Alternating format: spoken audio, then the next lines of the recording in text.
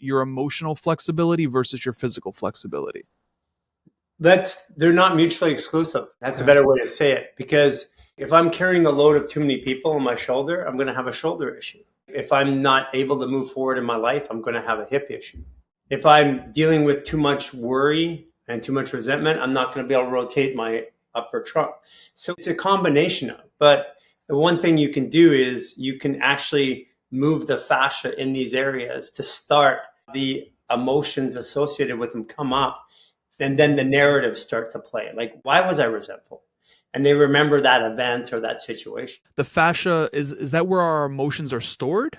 Here's an interesting fact. The brain itself doesn't have pain.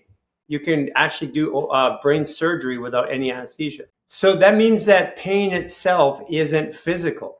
It is an emotional response to something that's happening in the body. The brain itself has 100 billion nerve endings. And nerve endings are a way, it's like horsepower in your body. Your fascia, it has its own brain called the interstitium. And you can Google, my fascia has an interstitium. It has 100 trillion nerve endings. So that means that this is your body is a computer. That makes this a processing unit. So your brain tells you what's going on. It's a command center that's coordinating the action of all the organs. But it doesn't store all of the real programs, the innate things that make us us, like the belief systems and the memories of the past. So they're stored somewhere in the body. That's why when you go to yoga class, you open up your hips and all of a sudden you have this emotional release. Because there's a memory stored in that tissue. That memory is an event. But that event has an emotion, and say liver, anger. And then has a narrative, the way I described it. That's a narrative.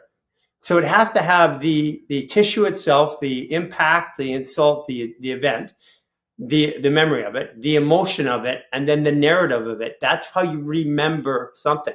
And when you can't remember, it's because one of those components isn't able to pull up in the processor. That's what we have when we have things like dementia. Is that we're not able to put all of those pieces together.